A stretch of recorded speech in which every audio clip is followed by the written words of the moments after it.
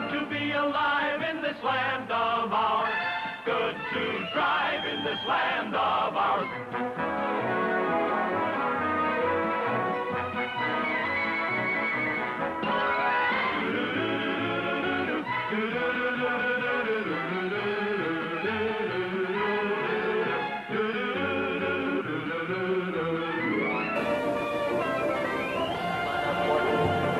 Hello, Canada hockey fans in the United States.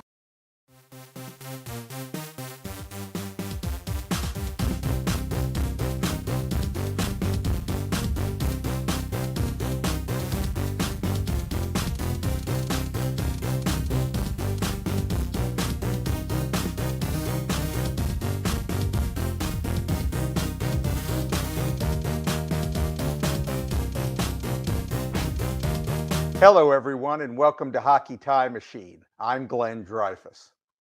In the future, no doubt, small children will sit on their sports fan parents' knee and ask, what was there before Hockey Time Machine? Well, first the earth cooled, then the dinosaurs came, and then the pandemic came. And so Laura Evans and Paul Patsku needed a way to keep their close-knit community of hockey friends together because they could no longer meet together in person.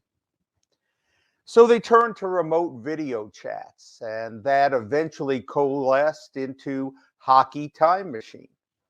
One of those early, less structured sessions, a lost episode of a kind, concerned a 1987 documentary about the Edmonton Oilers called The Boys on the Bus.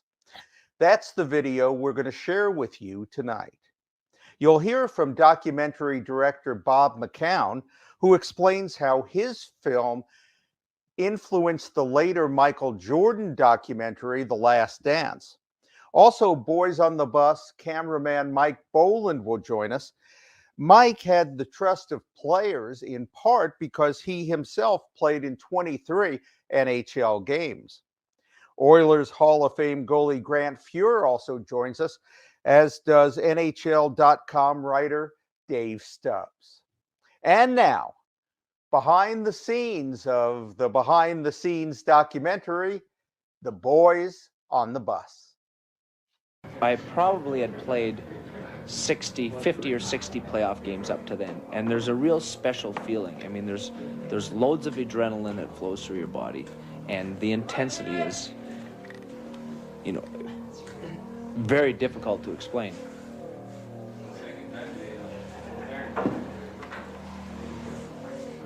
It goes to childhood. It goes to your dreams of playing in the NHL. It goes to your days of playing shinny hockey on the back. The ponds in behind your house. Goes back to your father buying you your first expensive pair of skates and your first hockey stick and your first National Hockey League game. As Paul mentioned, Mike and I did a film back in the 80s. A couple of films back in the 80s. The first one was on the 5th anniversary of the Montreal Canadiens, and we did it for the CBC. And the day after that film was on, it was called Les Canadiens, I got a phone call from Glenn Sather. And he said, that was a good team, the Canadians, but I've got the team that's going to be the greatest team of them all. Why don't you make a film about us? It had literally taken Mike and I 3 years of negotiations. It was like the Middle East peace talks to get the Canadians to let us bring a camera into the forum. Glenn Sather and I made a deal in like 3 minutes. And I said, well, shouldn't we discuss what we can shoot, where our camera can go? And he said, it doesn't matter to me. As long as the players say it's okay. You got to convince them. And the players sort of assumed that we were around in the dressing room, on the bench, it was okay with Slats. And Slats assumed that if the players didn't tell us to fuck off, it was okay with them. So there was sort of this unspoken détente that went on for a year and a half as we shot The Boys on the Bus. But the key to it, I must say, was for both of those films, you saw angles of hockey that you never seen before because they let Mike Boland on the ice, both at the Northlands during practices and even at the Forum during practices.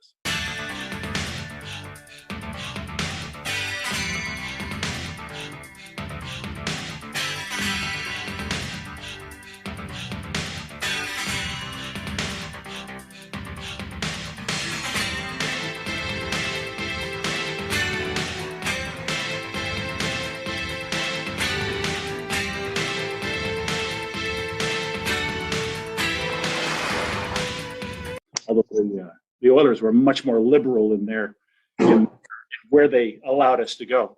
But no one, Mike was, within lots of former players, Grant here, no one could shoot on the ice. Like, I presume Mike still can. I haven't tested him recently. No, they get too old. Bob, I have your Les Canadiens on VHS, and I watched it literally 2 days ago. It's a collector's item now, Dave.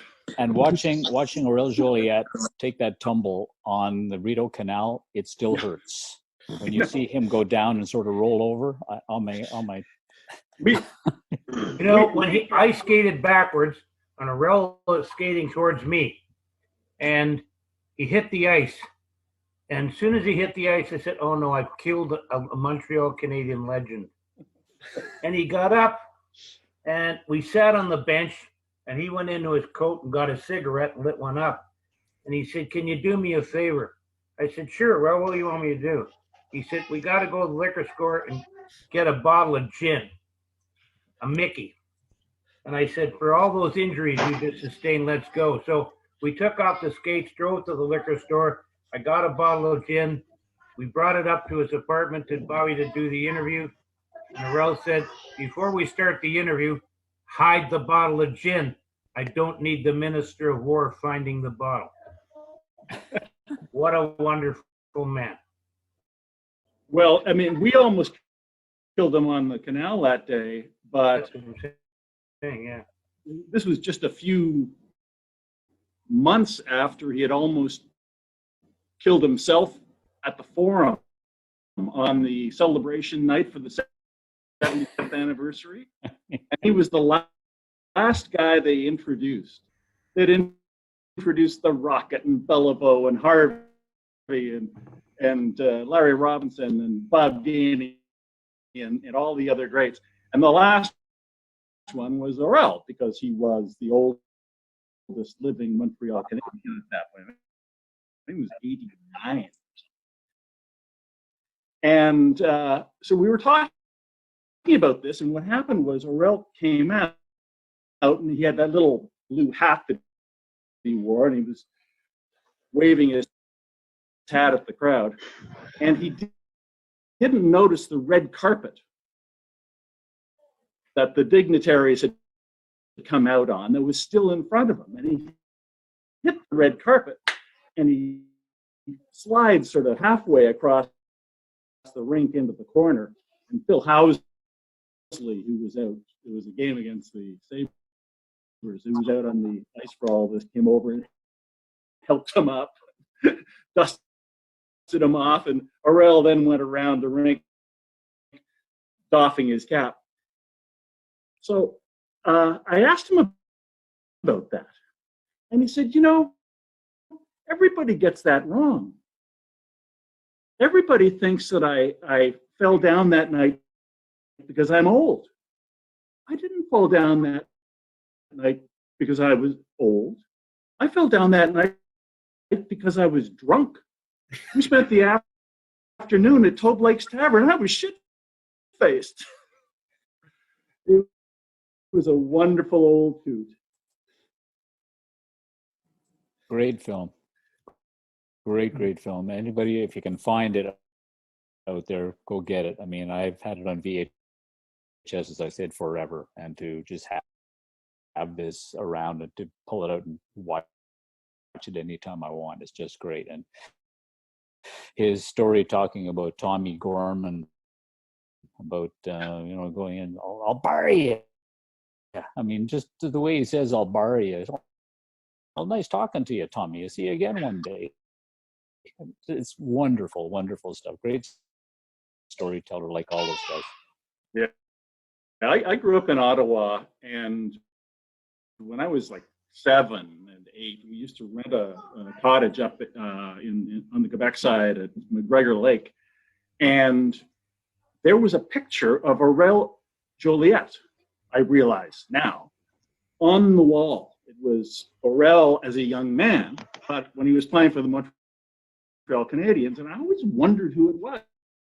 And then when I met Aurel, I said, I used to spend 3 months with you every summer. And the picture was Aurel as a young man, and I would have met him when he subsequently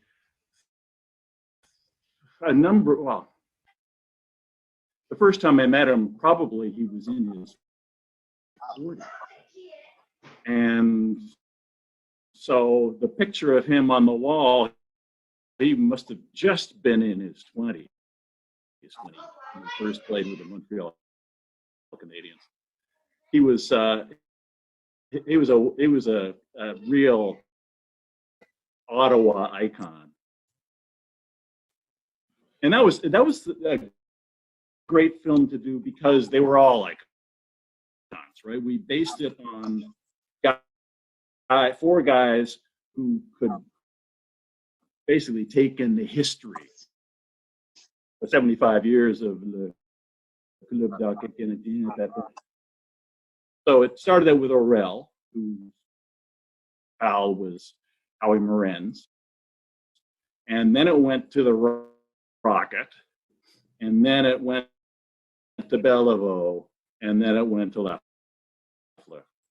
And we spent, some quality time with all these guys. It was really, for a couple of kids from Ottawa who grew up when we did in the 60s and 70s, it was pretty great. I don't know, Bo, you had much more of a grounding in hockey than I did. I mean, I grew up around the corner from Aurel Joliet, and we always, every time we walked by his house, we used to go, that's where Aurel Joliet was. But just to break away from the Le Canadien, I see Grant Fuhr has joined the crowd, and I'd like to ask Grant, how did you enjoy, Grant, us filming you on the Boys in the Bus? You know what? We had a ball. Right? It was something different for us, but it was a lot of fun.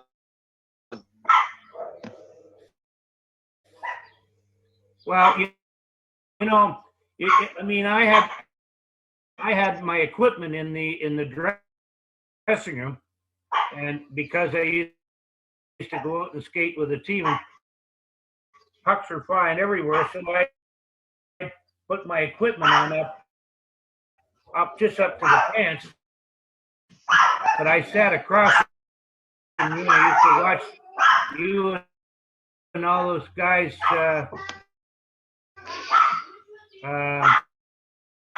Dressing for the practice, and I going out and practicing with you guys is pretty spectacular for me.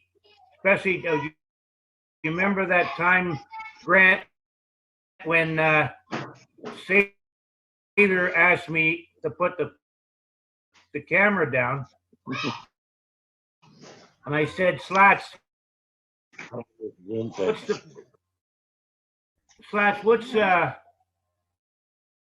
I've been on the ice 20, 30, 40 times, you're kicking me off. He said, no, we're down a winger, and I want you to skate on the line with Krzyzewski and Dave Hunter. So I raced in the dressing room and took the camera in, put my stuff on, and the rest of my stuff on, got a stick, and went out in the ice. And Slat said we're going to do a 3-on-2. So we do a 3-on-2. Gretsch line first, Messier, Craig McTavish, and then Krushelnyski. We go up the ice. Krushelnyski shoots Hunter. I tuck in the slot. He shoots the puck on the net and misses the net by 25 feet. And then at the end of that one shift, then Slat says, okay, now we're going to do some drills. Blue line back, red line back, far blue line back, and back. So we do that section, right? And I'm popping and popping. I'm 38 years old, and all you guys are fit as a fiddle. And then he says, okay, let's go again. Let's go, Gretsch. Come on. So Gretsch goes, and Mess goes. Craig McTavish goes. Krushelnyski goes. So we go blue line back, red line back, far blue line. I turn left. Went in the player's box. There was an empty puck pail, and I distributed my breakfast in the empty puck pail. And then I just made it towards the dressing room, and I heard Glenn say, "All right, that's it. That's the end of practice." So the whole plan was to make me puke, and I did. Do you remember that, Grant? I do remember that. Unfortunately, we had a lot of those skating the lines. I think we did that just about every day, so Yeah. we were used to it. Oh God, I thought he was gonna kill, and everybody came in the dressing room afterwards and said, "Gotta go, Mike, gotta go, attaboy." And I'm just hanging there, right? I'm near death. It was nice to bite the bullet for us, though. No. Anyways. Everybody always assumed that we had the magic formula with that film, because how could you go wrong? And Coffey and Messier and Gretzky and Glenn Anderson and all these. But Brad, you remember we started just a week before you were supposed to start your playoff run for the third consecutive Stanley Cup, and it didn't work that way because of the fuck that Steve Smith. We had a little glitch. Yeah, put in off your skate. So at that point, we didn't have a film. You know, we clearly needed a Stanley Cup. We couldn't end it on that Calgary.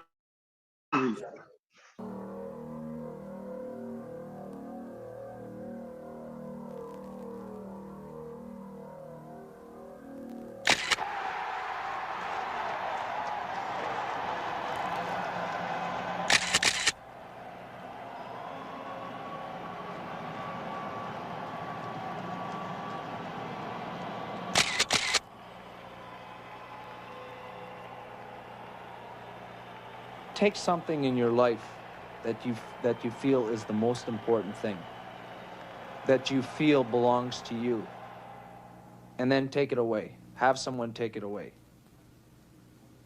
And that's what losing, not only to the Calgary Flames, but losing, period, is to an NHL hockey player.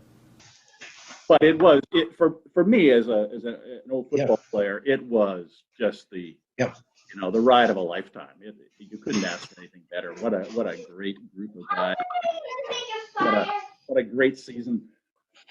You know, it was so much. It was fun to do, and it was a fun group of guys. I think that was the fun part of it, is that everybody enjoyed being together, and having you guys around was a lot of fun. Yeah.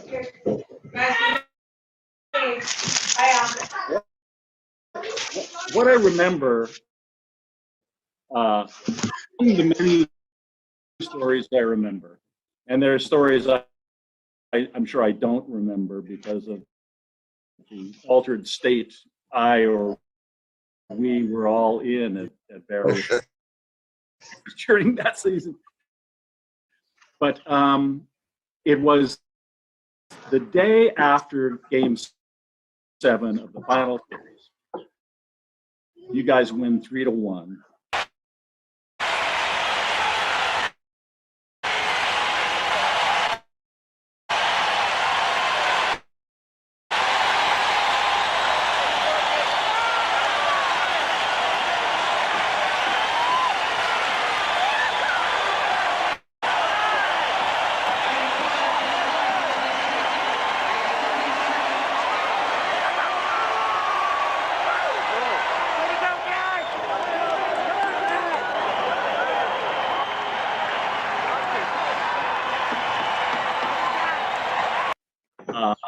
It's on early because it's in Edmonton, shown in the East. So by 9:30, guys were celebrating. Good term for it. By the next morning, things were different. And somebody, well, it was Bill Tuwelli, the PR guy, in his wisdom, had scheduled the championship photograph, the Stanley Cup photograph, for noon the next day. Well, at noon the next day, you were either missing in action. You know, has anyone seen so-and-so? You were either comatose or heavily hungover. And certainly in no mood, smiling for the photographer. But this was going to be the last, and it is the last scene of the Boys on the Bus. So we had to be there. And I went into the locker room and I sat down next to Mess, who had a ball cap and dark glasses on. I couldn't tell if his eyes were open or not. I think he was probably asleep. And everybody was very quiet. And then Tuwelli comes in and he goes, makes a beeline for Mark. And he goes, Mark. And Mark sort of rouses himself. I don't think he opened his eyes, but he moves a little bit. He goes, Mark. Mark moves a little. Mark, where's the cup? Where's the cup? And Mark, his face sort of clouds over, and he goes, fuck. And he gets up and he leaves. And they postpone the team picture, which seemed a very reasonable thing to do at that point, for noon the next day. And noon the next day, everybody's present and accounted for. Mark's there, the cup's there. And the answer to the inevitable question that all of you are wondering right now is Candy's dressing room. That's Candy with an eye and a little heart over the eye. Across the street at the strip club that was adjacent to the Northlands Coliseum. That is the answer to that question. Yeah. The cup may have been hiding somewhere. Or forgotten. Anyway, Candy apparently took good care of it, because when Mark went to get it that next morning, it was found. Part of the job creation program. Yeah. Well, I remember we had a shoot with you, which was it the day before the 7th game? I think it may have been the day before the 7th game, where you went golfing. Out in the golf course? Yeah, Danny Gare and McTavish, and who else was there? Can't remember who else it was. Might have been Charlie Huddy. May have been. And I remember your line. I asked you, how do you play 36 holes of golf the day before the 7th game of the Stanley Cup final? After we arrived home from Game 4, a long flight from Philadelphia, and after having played what could have been the most crucial game of the series, not too many hours later, Grant's on the golf course. 2 goalies against 2 forwards. Who's up? I mean, how relaxed does a guy have to be?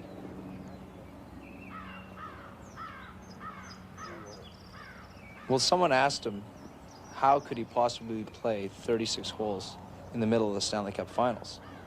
And his answer to that was, because there wasn't time to play 54. And your answer? Remember your answer? Probably something to do with it being because it gets dark. Because there wasn't time to play 54, I think was your answer. Oh my gosh. A little different way of relaxing. Yeah. I remember, I don't think there was a number of firsts in the broadcasting of that film that Bob and I did. One was, we were competing against Hockey Night in Canada. They got 14 cameras. There's no way we can follow the puck. You can only follow a player. It's the only way it's feasible. And so what we did was, at the long end of a telephoto lens, we cranked the camera up to slow motion.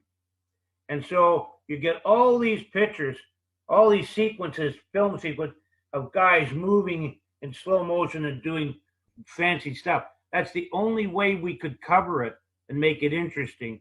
And the other thing we did, other than being on the ice in the practices with radio microphones, is we asked Mark Messier if he'd wear a radio microphone. Never been done in the National Hockey League, not that I know of, although Paul Patsko can tell us whether that's true or not. But the thing is, we asked Mark if he'd wear a radio mic for a period.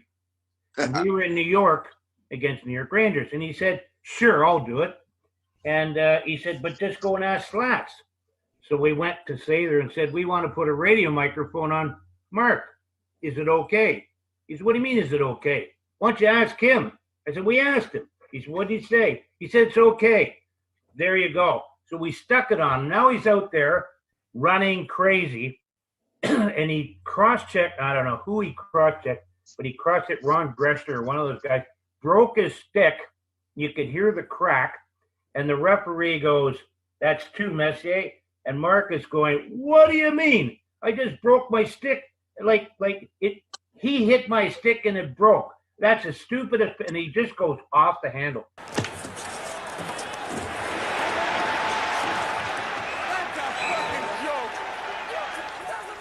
And that's how most players in the National Hockey League, I'm sure, perceive Mark Messier. Like, this guy is way out of control.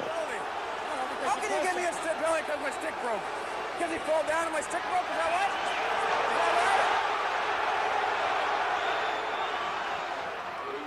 And stay out of his way. But it's all on radio microphone, and that's 1987, 86, 87. I don't know if it's ever been done at that time or before. It has been done since. But as far as I'm concerned, what Bob and I did was so ahead of the curve. We had so much fun. And the other tactic we used when we first went in there, don't film Gretzky.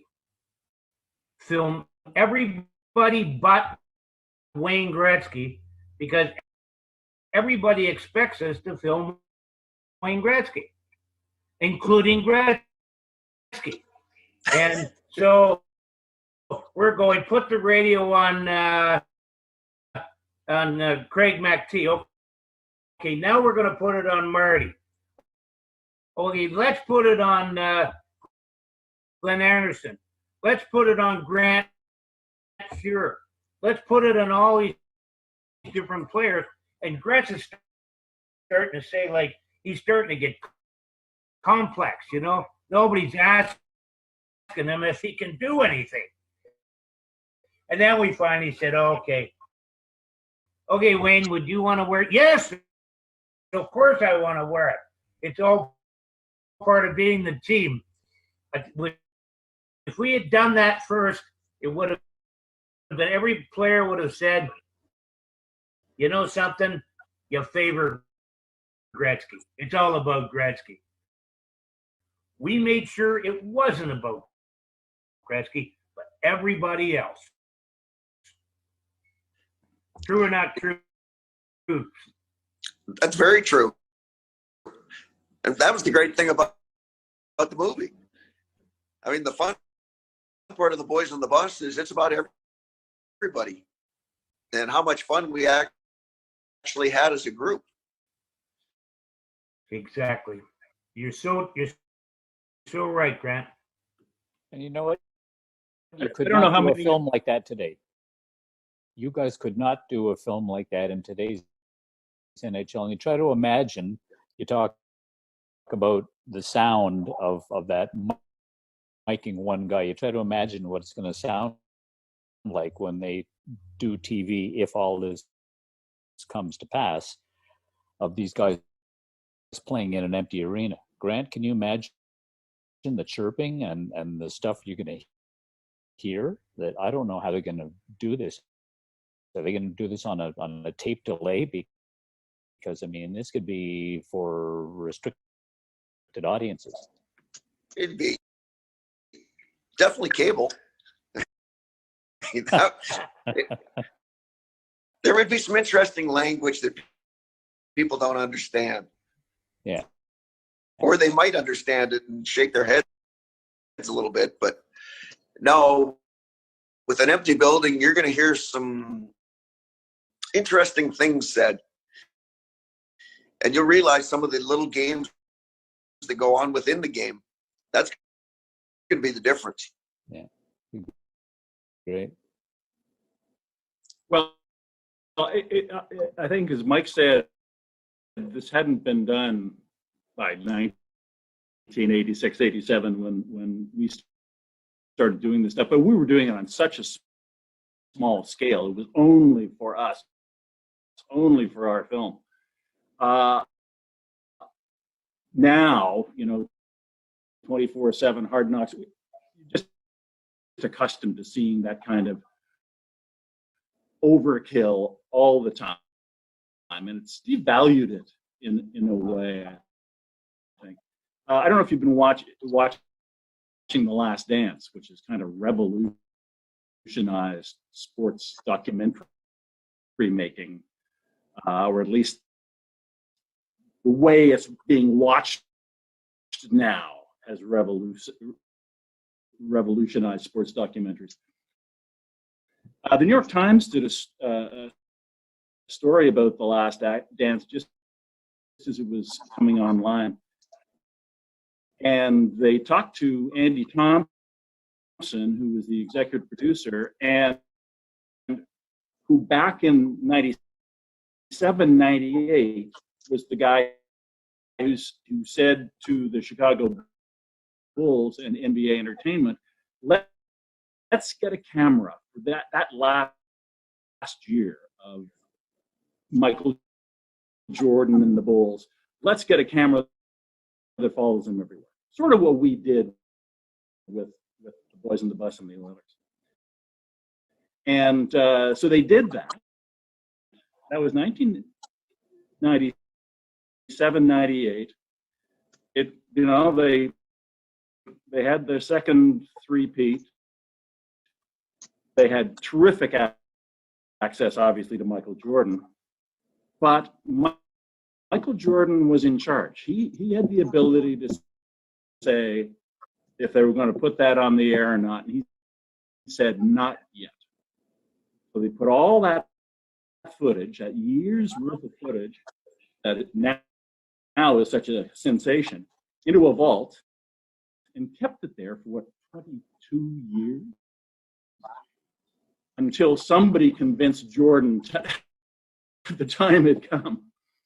And Andy Thompson, the executive producer, told the New York Times that he had been inspired by the Boys on the Bus, that no one had ever done at that time when he was thinking about it, what the Boys on the Bus did. And in fact, the guy who runs documentaries for ESPN told me at one point that whenever anybody comes in and wants to, or discusses with them how you follow a team, how you tell the story, he says, first of all, you look at the Boys on the Bus.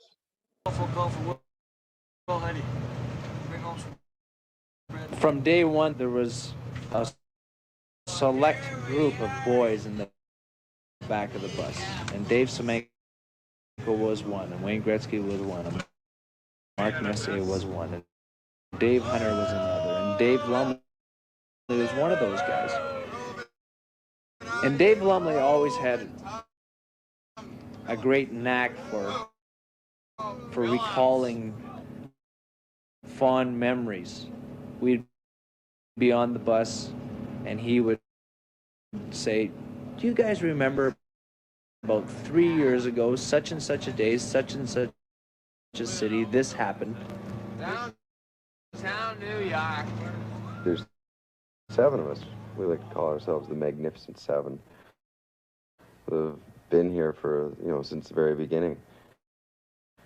The attitude we had was, we don't win many games, but we sure have a good time. Because that's sort of the state of the art. And among the things that we had going for us, Grant, you guys used to practice without your helmet. I mean, can you imagine that now? Oh no, they got rules against that now, but yeah. Our guys had fun. We just kind of enjoyed being at the rink, enjoyed hanging out with each other, and nobody worried about helmets or anything. You just went out and played. It was like a bunch of big kids. Yeah, well, no one worried about Mike Boland being out there with his camera gear, which was quite heavy in those days. Well, they had no problem shooting pucks by him. I remember that. Yeah. But he had the most dangerous job on the ice. A wrong move by anybody, and it could have been disastrous. But that's just another way in which someone was looking out for us.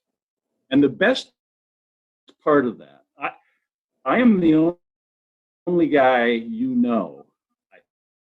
think, who has been in a Grey Cup team picture when I was with the Ottawa Rough Riders and we beat Edmonton in 1973. And a Stanley Cup team picture, because we're in that friends and family version of the Stanley Cup portrait that was taken that morning when everybody was still hungover. Those weren't smiles; those were grimaces. So I think there were still a lot of smiles left. Yeah. There might have been a few grimaces. There were a couple of tough mornings after winning. There was the one thing that I can tell you guys, and I've been asked a lot about, is what happens if, sure, it's all good fun. You know, you win, you go out, you win 6-1. You're allowed in the dressing room anytime you want to be. With me, I could be on the bench. I could go anywhere. They let me go anywhere I wanted to. And they said, what happens if they lose? Well, I don't know if you remember this, Grant, but played Chicago Blackhawks in '87, February of '87. The team was in a slump, and they're at home to Chicago in Edmonton, and the score at the end of the game was 6-2 Chicago. Now, you're the number one team in the National Hockey League, and you're losing to Chicago. Weren't very good at that time, and you lost 6-2. I got in the dressing room 5 minutes before the game ended because I knew it was going to be crazy, and I just stood right beside Mark Messier's bench, like where he sits in the dressing room. And sure enough, was through the door bangs open. In comes Moose. He chucks his stick and flicks his glove across the side of the room, and he's not looking, and all of a sudden he sees me, and I've got the camera going, and he goes, Mike, do you really have to film now? And I said, Mark, like in good times as in bad times, it's not all fairy dust here. Sorry, buddy, gotta film. He said, go ahead, do what you have to do. He sat down. Steam is coming out of his ears. But I had to do it, you know. You know what? Losing's part of winning too. You got to learn how to lose before you can win. So there were growing pains along the years. I mean, every year had some ups and downs, and it's what made us better. If you lost 2 or 3 games in a row, or you went through a bad patch, it made the good patches better, but it also made us a stronger team. You're right. You're right. The other thing is, when we were in Pittsburgh, I remember we were in Pittsburgh, the first trip that we traveled as a film crew with the team, and went in to play Pittsburgh, and Oilers won 4-2, beat the Pittsburgh Penguins. It was a Gretz against Mario thing. And at the end of the game, I didn't film. And Mark said, why aren't you filming? I said, we're not TV news. We're not trying to do what TV news does. And so I'm not interested in filming. I'm interested in something different. And so then Mark looks at me and he says, what are you doing after the game? And I said, nothing. And he said, well, we go down to this this bar. Froggies. And it's got a good restaurant. Do you want to come? And I said, yeah, I'd love to come. And then he looks at me out of the corner of his eye and he said, what are you going to do with that camera? And I said, well, I thought I'd leave it in your stove, Mark. It should be pretty safe there. He said, good answer. Off we went. And I know which bar we went to. A place called Froggies. That place, yeah.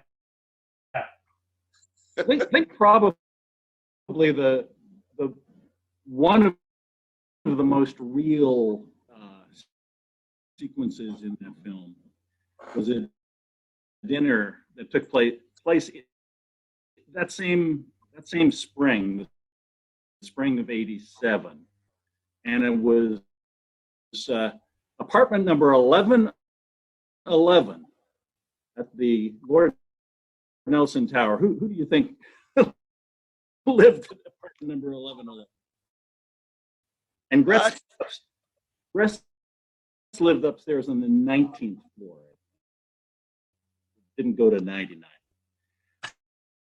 Anyway, Mark had been hunting, or a friend had been hunting, and a friend of Mark's who was a chef came over and made dinner for, it was Mark and Gretz and Coffee and Andy and Kevin Lowe.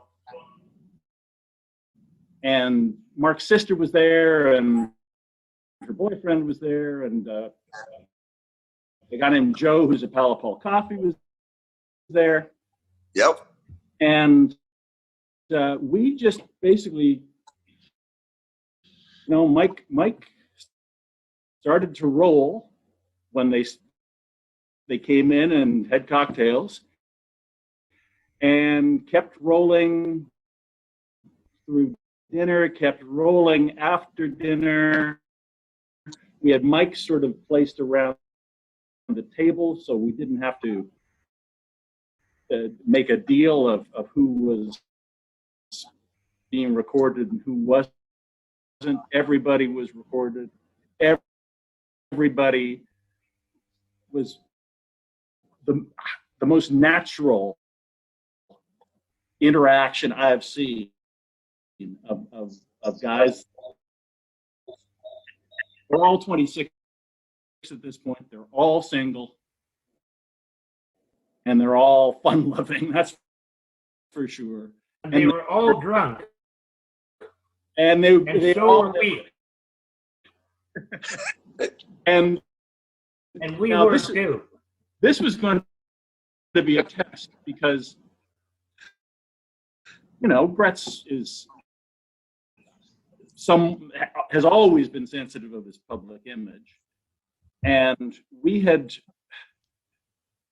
agreed to him that we would not that we would show him anything that involved him that he might have an opinion about. And the only thing that we showed him in the end was this dinner, because he was clearly, he wasn't shit-faced, but he was in a very good mood. Incredibly funny. He was telling a great story about Slats and Andy going duck hunting, and there's nothing coming overhead, and they realized it was because Andy had a goose call. That's as simple as this joke was, but it was hilarious in the circumstances. And they were talking about the music that goes through their heads when they're playing a game. They were debating whether or not the thrill of a first child, and none of them had kids, would be as good or better than the thrill of your first Stanley Cup. Now, those same guys now have 21 kids, I think, between them. So I'd be curious to recreate that debate. That would be an interesting dinner. Yeah. And I'm sure most of the guys haven't changed a whole lot. Yeah. And the sort of the quintessential thing was not an argument, but a debate between Mess and Gretz about whether the motivation for hockey should be a challenge. Guess who said it should be a challenge? Mark. Or fun. And Gretz said fun, you know. I want that puck. You guys get your own puck. But you just sort of see the essence of these guys. And this went on for about 2 hours, from one topic to the other. We eventually used several minutes in the final version of The Boys in the Bus. But at the Hockey Hall of Fame vault, we've got the other 2 hours. I've seen those locations. Remember that Bob game? Yeah. Exactly. And we've had, since the New York Times quoted Andy Thompson saying the inspiration for The Last Dance was The Boys in the Bus, we've had several approaches by various people wanting to collaborate on, you know, the limited series or the revival or whatever you want to call it of The Boys in the Bus. But probably not many groups had as much fun as we had. Yeah, what? Believe me, Grant, I mean, it's us in that. It was a remarkable situation where, you know, we were sort of welcomed into it. And Slats wanted that film as more than we did. You know, he was so proud of that team, what it was and what it was going to become, and how it was built, and the character of the guys who were part of it.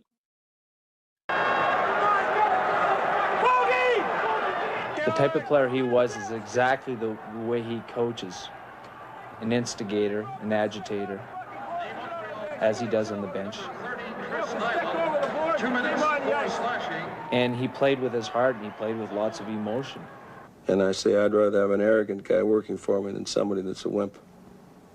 He just wanted to show the world about it. And to do that, he had to give access to somebody, and happily he appointed us.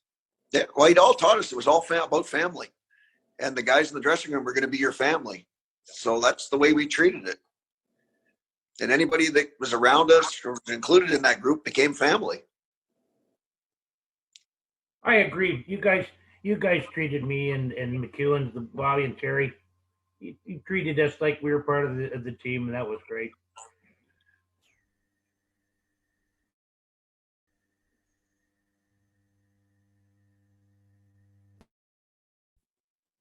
Since we have everybody on, I was hoping I could ask a couple questions. I've always been curious with this. Grant would know this probably best, and then you guys.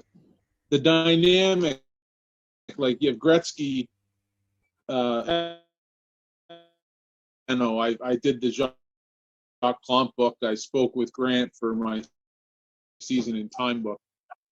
I was always curious the dynamic between Gretzky and Messier, because you have Gretzky, you know, greatest player, all this record breaking, the visual part, everybody's always wanting Wayne, and Mark's like such a intense competitive leadership. In other situations, you wonder how that, with egos involved, how that might have worked. But in Edmonton, it seemed to not even be an issue. Wasn't it? Yeah, it wasn't an issue.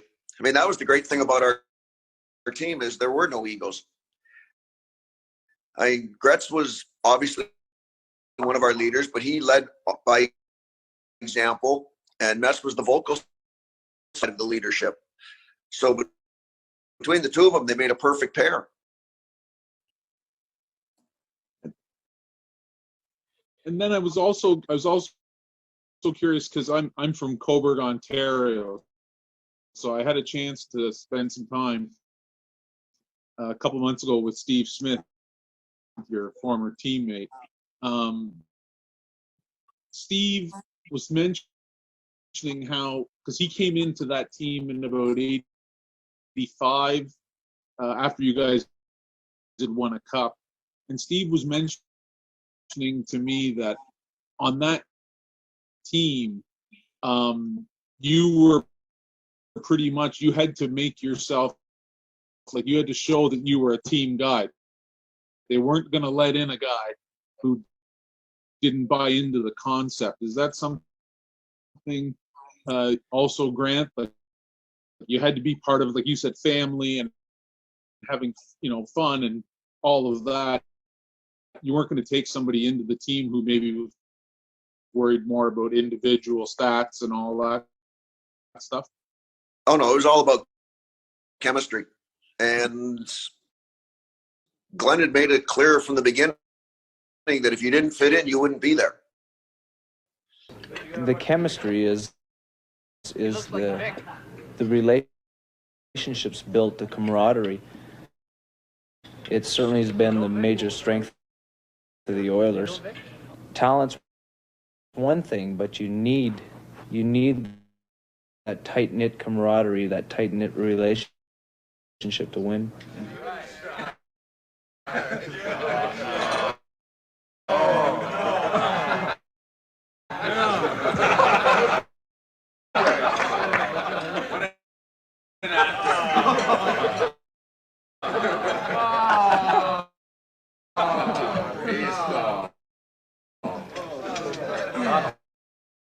Team tradition, shoe shine the rookies. I do it. So anybody that came to our team had to fit into that family concept, and there were no exceptions. Yeah, what's interesting, Todd, is after that Game 7 tragedy against the Flames in '86, we stayed away from Steve Smith. We shot him in the line with tears in his eyes, which were obvious, shaking hands. And then we didn't go near him after that game, or really until training camp in September, just because clearly that was going to be a very sensitive topic. And I asked him, I said, we've spoken to a lot of guys. We're going to speak to everybody at length eventually. How do you feel about talking to us now? And he said, I can't he said I could, but if I talk to you now, I'm not going to be. I won't be able to look at this film. I want to be able to look at the film because it's got a lot of good memories in it. But if you dwell on what happened in Game 7, I will talk to you about it, but I'm not going to be able to watch it. And we talked among ourselves, Mike and I, and my brother Terry, who was another member of the crew, and we decided that we weren't going to belabor that point. If Steve didn't want to talk to us about it, we wouldn't talk to him about it. But we did. We still followed Steve as a member, an increasingly key member of the team, especially in the playoffs the next year, and especially when they're on the verge of and winning the Stanley Cup, because watching him do it, we didn't avoid the topic. We just didn't ask him about it directly. Seeing him a year later in the triumphant Game 7 against the Flyers, it all made sense. It all came full circle. But we didn't ask what would have been pretty obvious questions and get what would have been pretty obvious answers from Steve, because he didn't want to. And afterwards, when we showed him celebrating and we showed him with the cup, he was so overjoyed to have the cup finally. And afterwards, he came and thanked us for the way we had handled it, that we hadn't done the obvious thing, which would have got the obvious response, but would have made him unhappy. So there was enough of the obvious going on in the dressing room afterwards. Yeah. I mean, that's the unfortunate part of media, is they cover that sort of thing, whereas most of the guys it was one of those things. Yeah. Things happen in hockey, and that's one of those where shit happens. And that's about the way the guys dealt with it. We just had to be better the next year.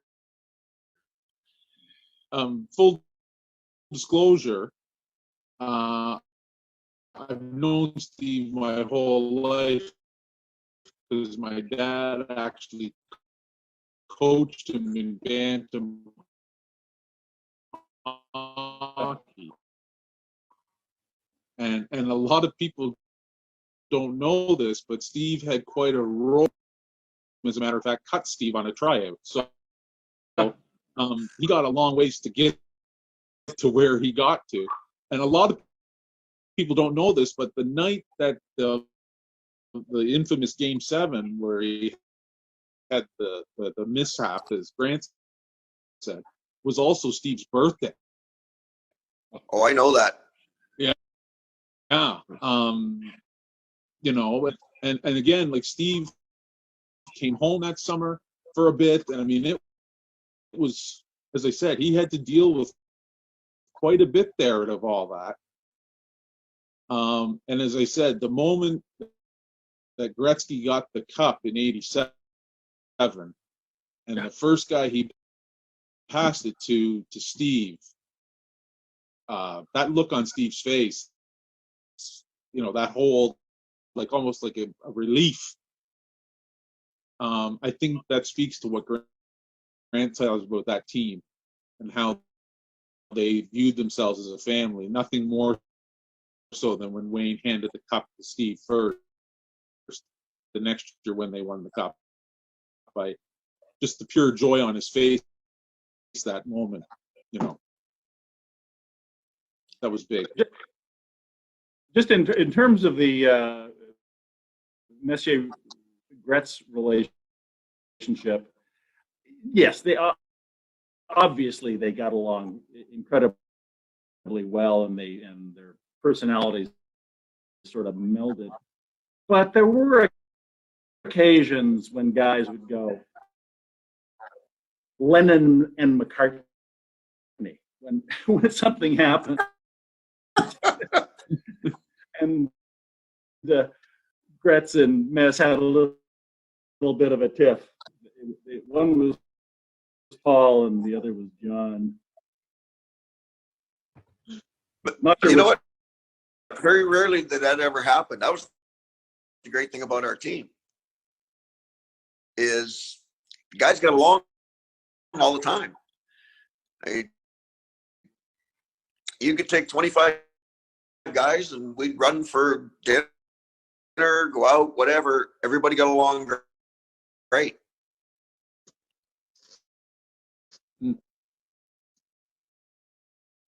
Well, there were some guys who, well, there were many guys who, you'd come back from a road trip for a couple of weeks. You get off the plane, you'd go home, you change, and you go out to meet the guys for a beer, for dinner. Mandatory first beer. Then you can go home to your family, or you can hang with the guys. But the team was family first. But you know something, Grant, and I agree. You're absolutely right. It was first, and that was our approach. That was Bob and I and Terry's approach. The team was first. So I think that we established the fact, by virtue of me, anyways, being an ex-pro hockey player, I was already on that side of the bridge. I didn't have to cross over the bridge. So I got a bit of a special treatment at the start. And then we as a team earned our respect with the players. And they didn't view us, and I'm not trying to be disparaging towards news crews or newspaper reporters or anything, but I mean, we could go in and out of that dressing room. We used to drive all the rest of the Edmonton media nuts that we had complete access, and all the players trusted us.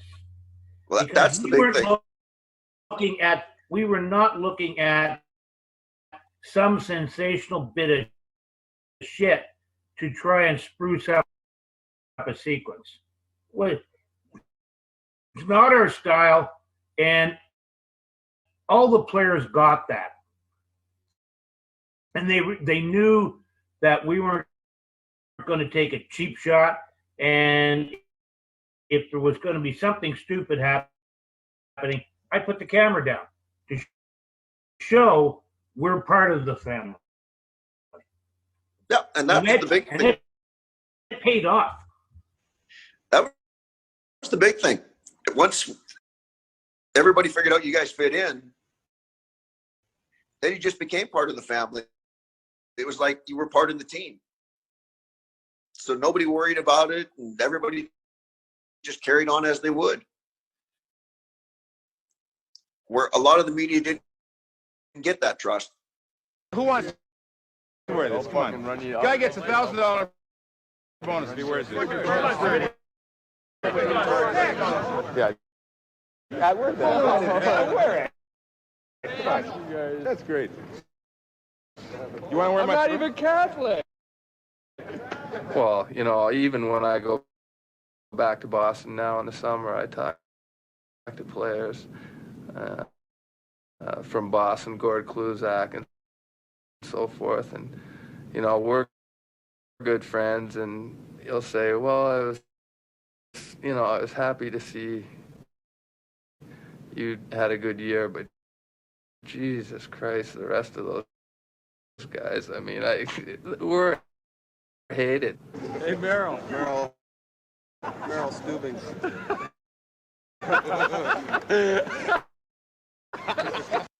Exactly. In this business, you have one chance to make a bad first impression, right? And that's all it takes. And I'm privileged in that I get to spend a lot of time with the alumni of this league. And the stories, for every 100 stories that I hear, I don't publish 98 of them.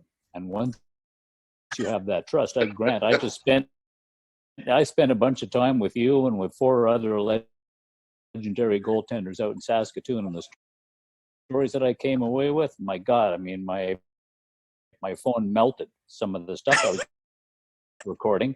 But, you know, you use the stuff that's good, and when the guys understand, and you're not going to hang anyone out, and you're there to, you know, just let them tell their stories. You want to be a mouthpiece, and you just want to sort of be the conduit and let their stories go. And they live their lives, and I could not I couldn't write fiction as good as the real lives that these guys led. But you respect that. And once you do that, and once you have their trust, they will tell you anything. And what you do here, the things that you don't use, just gives you a better understanding of who they are, and it gives you a better understanding of the breadth of character that you're dealing with here. And it seeps into what you do, but you're not telling stories out of school. Yep, outside. Saskatoon was a lot of fun. That was a blast. Dave, unfortunately, Dave, most people that work in the business are not smart like that. I mean, you are truly an icon in that respect of understanding how to know what to pick and what not to pick. Part of the problem, roll and not to roll. Yeah, part of the problem now too, though, is the competitive nature of this business. The fact that I joke. I mean, I say my life has more platforms than a diving meet. I mean, you're on so many different platforms during the course of a day, and if the guy across town has a story and your editor comes to you and says, how come you didn't have that? I mean, you have to balance, you know, your own credibility and being able to look at yourself in the mirror with, do I use that? Do I use that as a story? Do I want to do that? How is this going to make a guy look? I mean, I've taken quotes from a guy whose first language is in English, and you clean them up. And if you don't, sometimes a guy can look foolish. Now, if I'm sorry, but you know, if a Russian guy is speaking to me in English and it's stilted and it's coming out not exactly the way he wants it, once you understand the essence of what he's trying to say, that's what you should convey. And I think, you know, that's a fine line. I'll sometimes have an editor say, well, that's not the quote that I saw so-and-so use. So I said, yeah, but that's not what he meant. And I know you're crawling inside a guy's head by trying to say what he meant, but I think that's something that you need to do. And if you want, you know, if you want to work in this business and do it properly, that's what you do. But everyone works differently. I never judge the way anyone else works, but that's how I do it. And I mean, that's why I'm privileged to be able to sit with 5 legendary goaltenders over beer, or, you know, sit down and during the NHL centennial, the stories that I heard, I mean, people walking up to Marty and Mark House saying, hey, you see this scar here? Your dad did this to me. This is fabulous. So yeah, Gordy, and you know, you just, all these stories, it all just adds to the encyclopedia of what you have, and it helps with your reporting. So whether you choose to use it or not, that's a personal decision. But the business has changed forever. I mean, you don't have people now, you know, hanging out with the players in hotel lobbies. Grant, I'm sure, I mean, there were guys, Matty and guys like this, who just hang out with you, and you just knew that they weren't going to be doing stuff, telling stories. No, and we were lucky. We played in an era with no social media. Yeah. So that made a big difference too. No social media, no cell phones. So we were allowed to have a little bit of fun. Yeah, some members of the 1970s Canadians have told me if there was social media in their day, they'd all be in jail still. It's funny Grant mentions that, because Steve said this same thing. Like, he goes, we'd always go out for the beer, or you'd always go to this. Now everybody would see that. You know, you just lost a game, and then you guys are out having beers, or, you know, somebody's bothering you. Hey, take a selfie, take this. It's just, Steve was saying that the current players today, they're almost victims of staying in the hotel room. I mean, they really can't go out and kind of loosen up like you guys used to be able to. It's true. Some players don't even they don't even like to have their photograph taken. And if someone walks up to a guy in a bar and says, can I take your picture? And he has a glass of beer in front of him. Let's say he's caught in half blink. Someone tweets that picture. Oh, look, so-and-so's gun. This guy's hammered. No. Oh, he's blinking, and you just happen to catch his eyes half closed. And we hid in plain sight. When we went out, you hung out with the people. So they got used to seeing you, where it wasn't a big deal if they did see you. So it was the safest place to hide, was right under their nose. Grant, I was wondering, take a look at the talent on that Edmonton team, 85, 87, 88, how those teams would fare in today's National Hockey League. Oh, I think we'd be okay. I mean, we could play pretty much any style of hockey that needed to be played at that time, whether it was finesse, fast speed, whether it had to be tough, whether it be tight checking. We could play any of those styles if we had to. It's unfair to compare eras. It's very hard. It's like saying, how would Rocket Richard go against Connor McDavid? Come on. I think it's more too. You can notice, like, Grant's career.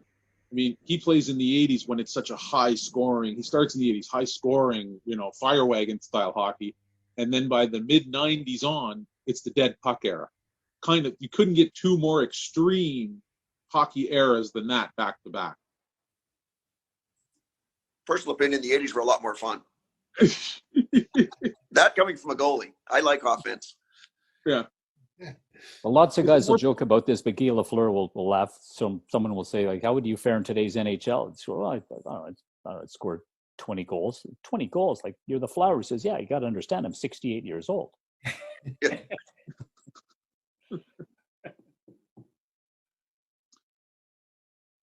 It'd be interesting, because all of a sudden there's no hooking and holding. Our guys were pretty good when there was hooking and holding. So you take that away, they may have been better, which is a scary thought.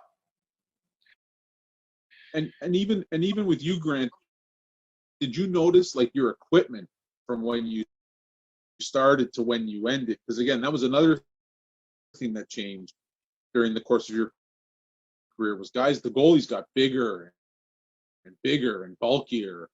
Did you notice much of a change yourself in your equipment, or did you kind of stick with the same thing the whole way through? I stuck mostly with what I knew best. I mean, yeah, equipment was getting bigger and bigger, but at the same time, I needed to move.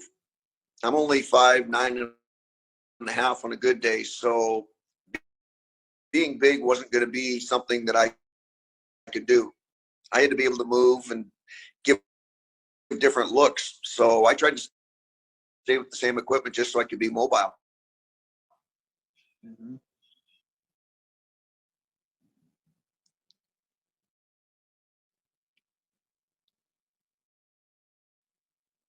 Hey, Grant, who do you see from those teams these days? I still see a lot of the guys around. You know, running the Gretz here and there. I run into Mess here and there. I end up talking to Koff once in a while. I see him all over the place. Marty, I see a lot of. So I see a lot of the guys around. Tiki, I talk to about once a month. Do you really? Is he still that way? Oh yeah, it's still that way. Where did he play?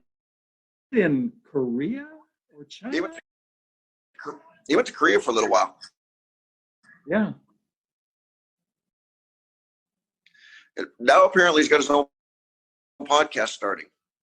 Oh no, that would be something. I'm gonna have to watch just cause.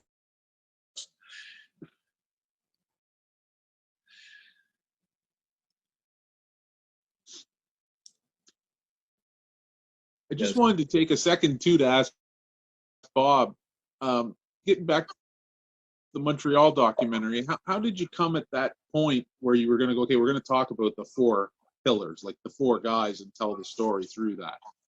Well, we wanted somebody who would embody the history, a group of people who would embody the history. And, you know, if we're liberal about it, from Orel to the Rocket was a bit of a leap,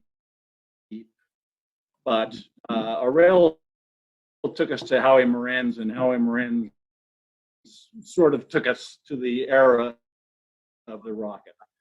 So we were looking for a group that will allow us to tell the history, the 75 years at that point. And he was just retiring. We were in the locker room with him on Guy Lafleur night. And so we're waiting for him to go out. Everybody else has gone out on the ice and they've sort of introduced his family and his teammates. And he's sitting there and he's smoking. And he finishes a cigarette, puts it out, gets his gloves on, picks up a stick, goes to the door, does a U-turn, a 180, goes back to his stall, takes off his gloves, takes another cigarette and smokes it, and then goes out to the ice. It was, and I can only presume that he did that, you know, during 80 games of the NHL season as well. It's sort of amazing that he could fly the way he did. Well, again, full disclosure, like Dave, I probably watched the documentary at least at least a couple hundred times.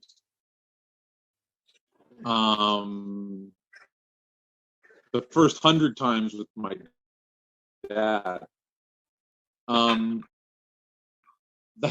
That first line in that Montreal always stuck with me. Of when you're showing the gold faces of the ex-players, and it says that line comes over the narrator says you knew their names.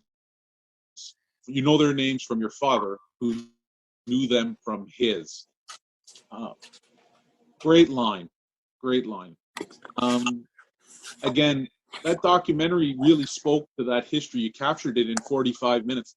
I was wondering, just again, as somebody who has trouble overwriting half the time and putting too many words in, how you managed to fit everything into a nice little 45 minutes that, I mean, even 25 years, 30 years later, it's still probably the definitive history in my mind. Well, I'm delighted to hear that, Todd. I grew up in Ottawa,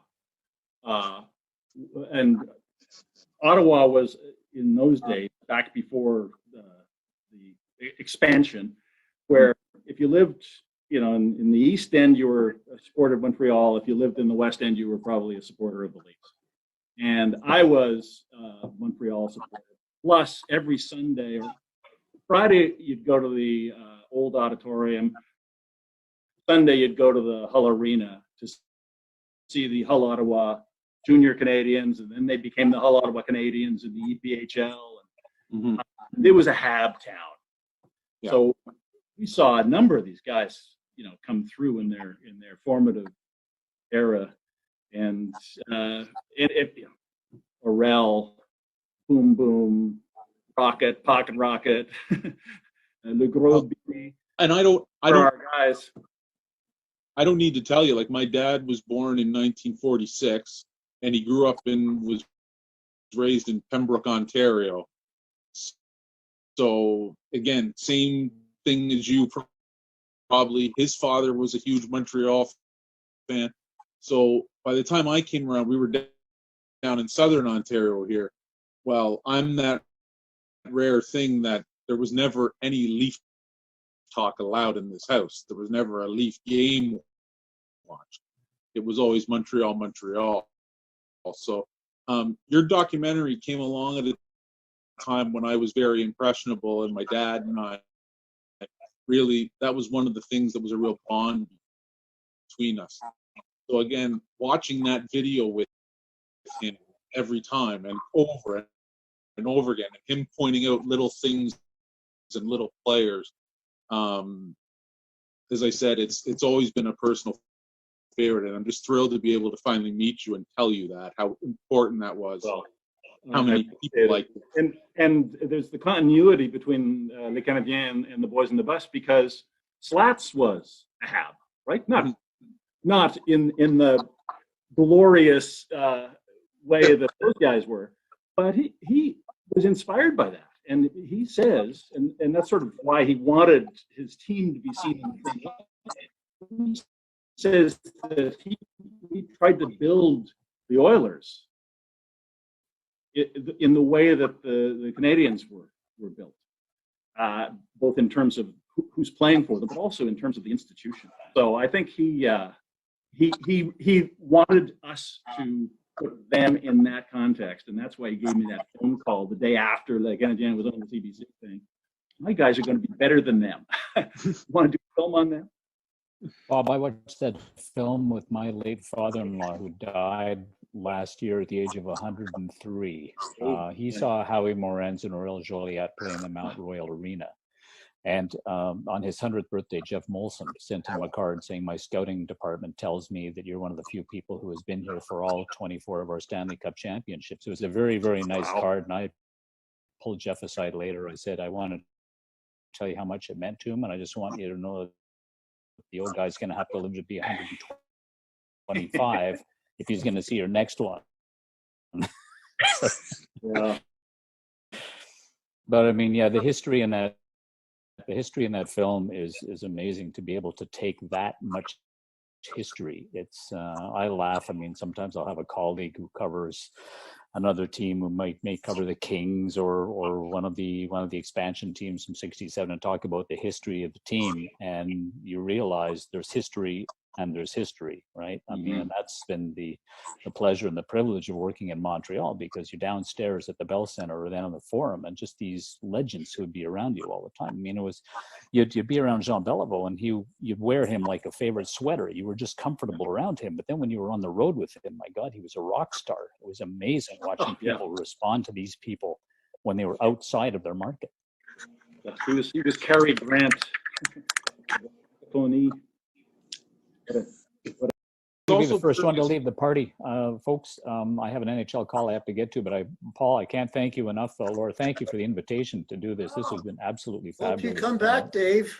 Yeah, absolutely. Bob, Mike, congrats on that film. I love it. Now I'm going to have to go slap it back in. I know I kept a VHS. That and the Montreal Canadiens Molstar, I think, did a 5-part series. The Canadiens 56-60. It was Jean Beliveau hosting that. I kept it for that and for your film, and I don't think anything else. But a pleasure seeing you all. Stay well, stay healthy. Thanks for the invite, and I look forward to staying in touch. And Aubrey, we'll be in touch very soon. You may see the can of beehive up over my shoulder here. I did notice that, yes. We'll talk. Have a great day, everybody. Take care. Thanks for the invite.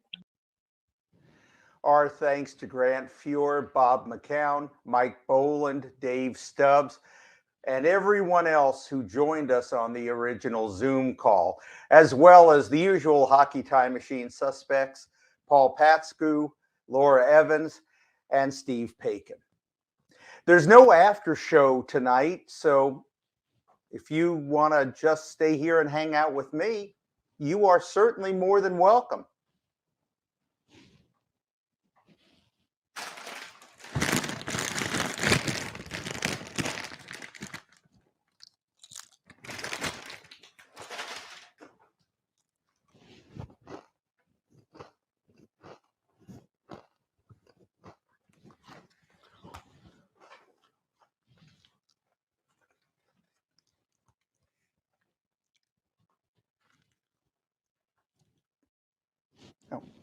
Good night.